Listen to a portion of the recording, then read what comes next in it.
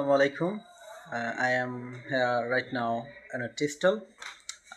English একটা language, আমরা ইংলিশকে অনেক ভয় পাই, কিন্তু ইংলিশ শেখার একটা সহজ একটা মাধ্যম আছে।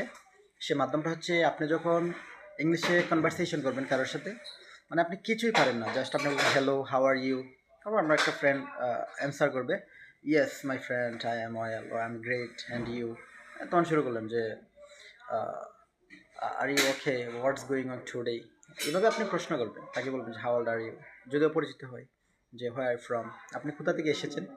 এইসব বিষয়গুলো যদি আপনি আস্তে আস্তে শুরু করেন, তাহলে আপনার ইংলিশ স্কিল ডেভেলপ অনেক দূর এগিয়ে যাবে। কারণ আমরা কিন্তু ইংলিশে কথাই বলতে পারি না, মানে কথা বলতে নারাজ, মানে আমি সবসময় বাংলায় থিঙ্ক করি, বাংলায় উত্তর দিই। কিন্তু আমরা যদি ইংলিশে থিঙ্ক করি, আমরা যদি পেঁয়াজকে পেঁয়াজ না ভেবে যদি অনিয়ন ভাবি, তারপরে হচ্ছে পানিকে যদি ওয়াটার ভাবি, ডিফারেন্ট টাইপস অফ ভোকাব আছে যেগুলো আমরা হচ্ছে বাস্তব জীবনে ট্রাই করতে পারি। যদি আমরা অফিসে কোনো কাজ করি, ওই অফিসের বিভিন্ন ডেকোরেশন, বিভিন্ন অফিসের যে টুলস আছে, বিভিন্ন যন্ত্রপাতি, অফিসের মধ্যে যে ডেস্ক আছে, তারপর হচ্ছে কলম আছে, কলমের যে একটা প্লাস্টিকের যে রাখার একটা বাস্কেট আছে, এইসব বিষয় যদি আমরা সবগুলো ইংলিশে থিঙ্ক করি, তাহলে আমাদের ইংলিশের যে স্কিল অনেক গুণ এগিয়ে যাবে। Because we are, our habit is change our life.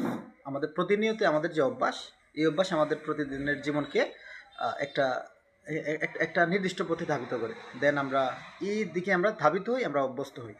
তো আমার আজকের ছোট এই লেকচারটি ছিল আপনাদের জন্য কিভাবে ইংলিশে নিজেকে ডেভেলপ করবেন। You want to be IELTS instructor or English teacher or tutor, then it is very good dream for your life, and then you change your life when you destination uh, win your life. Thank you very much. See you again. Will inshallah on